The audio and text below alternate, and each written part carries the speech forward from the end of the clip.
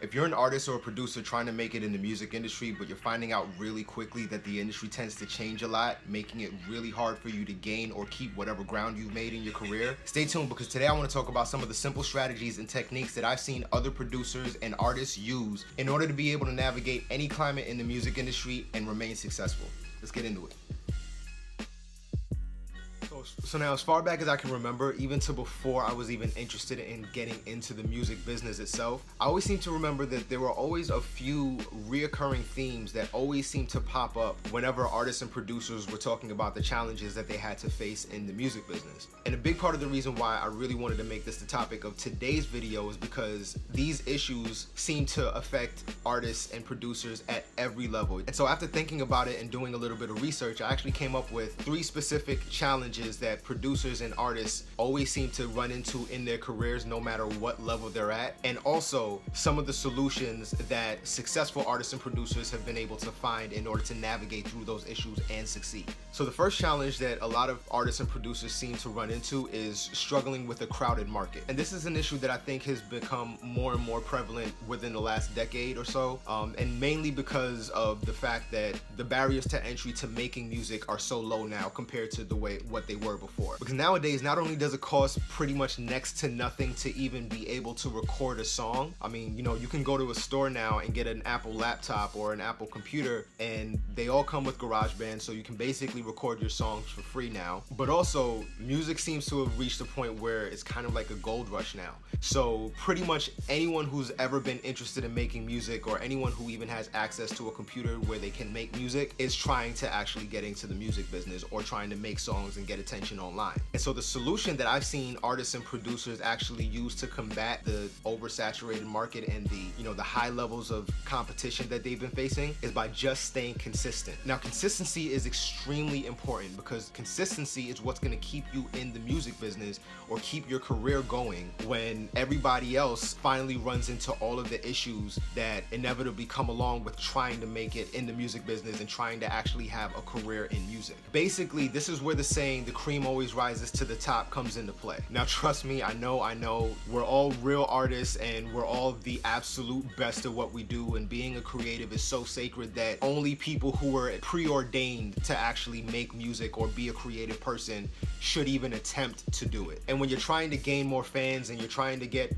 potential business partners for your career, I know that it can get really, really frustrating when the admitted flavor of the month comes along and seems to pull some of the attention away from you and brings it onto themselves. But one thing to keep in mind, and it's really, really important to remember, is that more competition doesn't necessarily mean heightened competition. So just because someone else is getting the attention that you feel like your music should be getting, it doesn't necessarily mean that they're pulling attention away from you. Because the thing is, competition is just always going to be there, whether you're dealing with someone who is passionate about making music or someone who's just trying to do it for the look or to make themselves look good or to, try to make money and become famous. At the end of the day, your only real job is to stay consistent and to stay passionate about what it is that you're doing, and eventually you're gonna win out because you stayed consistent, because most people don't really have what it takes to stick it out with everything that you have to deal with when it comes to trying to build a career in music. So now the second challenge that I've noticed and want to talk about is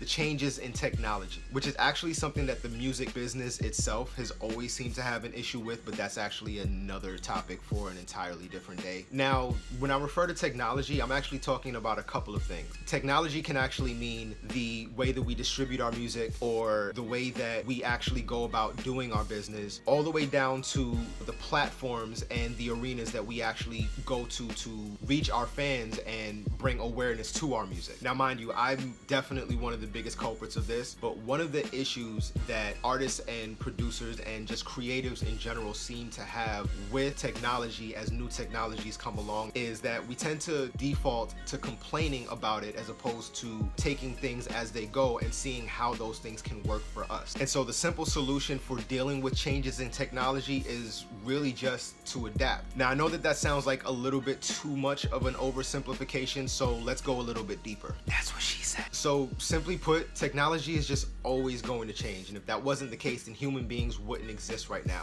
So the best course of action when dealing with new types of technology, instead of getting upset and frustrated, that things are changing and that you got to learn new platforms and new types of technology and things like that, you have to learn how to embrace it, if only for the sake of your own career. Now, for the sake of not making this video too long, and also for the sake of just saving myself from having to pretend like I care about the backlash that might come along from my peers in the music business getting upset about my thoughts on whether or not we need to change the way that we do business, I'm just gonna talk about the third option, which is social media. As creatives, we just seem to hate social media despite the power and control that it actually gives us over our careers. So, the best example that I can really give for why it's important to embrace social media and everything that it can actually do for you is just look at DJ Khaled. Now, love him or hate him, DJ Khaled managed to take himself from being a really successful and albeit very popular, hip-hop DJ to being an even more successful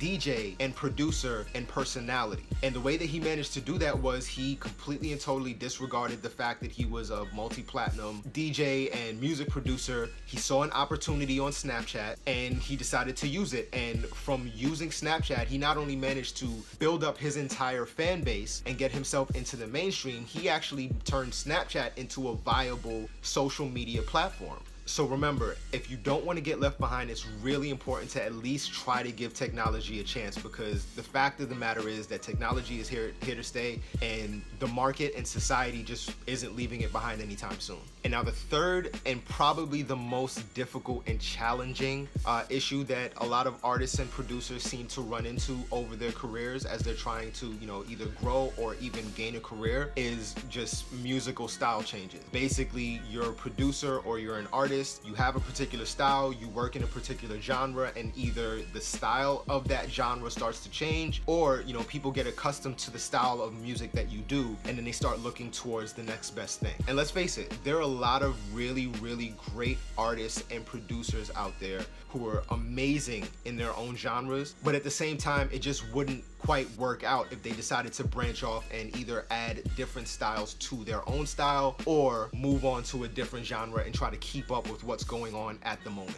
Artists like that come along very few and far between, like your Jay-Z's, your Kanye Wests, your Drakes, your Beyoncé's. So for the artist or producer who either can't or doesn't want to change up their style, the best course of action for you is going to be to cultivate your own market so that you can cater to them directly. Now, don't get it twisted. This is extremely important for any artist, period. Regardless of how versatile you are, you're gonna want to cultivate your own fan base, cultivate your own culture and your own community, so that no matter what you do, you'll be able to cater to that market and bring them along for the ride in all of your endeavors in your career. And two really good examples of artists that were actually able to do that are Joe Budden, and no, I'm not just saying that because I have some kind of bias because I produced so many records for him. So let's take Joe Budden for example. Joe was signed back in 2003, I believe it was, and after having his first hit record, he was actually ridiculed and made fun of for a while as being a one-hit wonder. But the thing with Joe was that he always seemed to understand exactly who his market was and where the industry was going to be going. So while his record label kind of ignored him and shelved him, Joe was actually one of the very first rappers, or at least one of the first mainstream music industry artists to embrace the internet and use the internet to be able to cultivate his own fan base. And then once the sound of music started to change enough that he no longer really wanted to do music anymore, he was able to take his fan base that he had cultivated from his mixtape series and turn that into a fan base for his podcast. And now at this point, he has a TV deal with Puff Daddy's Revolt TV, and also he has a deal with Spotify. And then Waka Flocka was actually able to take his brand of music and translate that somehow into doing festival shows. And by all accounts, he's been able to really do well for himself by taking his own style of high energy trap music and translate that into being able to make a consistent living for himself and cultivate his own new fan base, regardless of whether or not the music industry itself wants to play his songs on the radio or basically give him a better record deal. So remember, when dealing with the crowded market, be consistent. When tech changes, adapt. And when styles change, cultivate your own market on your own so that you can cater to them directly. But honestly, I really want to know what you think. I want to start a discussion. So let me know if any of what I just said was helpful. Let Let me know if you think you have a better solution to any of the issues that I described. And let me know any other issues that you've been having in your pursuit to, having a successful music career. And as always, I just want to say thank you for watching. If you like this video, please go ahead and hit the like button. If you want to see more videos from me, go ahead and subscribe and smash that notification bell so that you can get a notification on your phone to let you know whenever I upload a new video. And until next time, peace.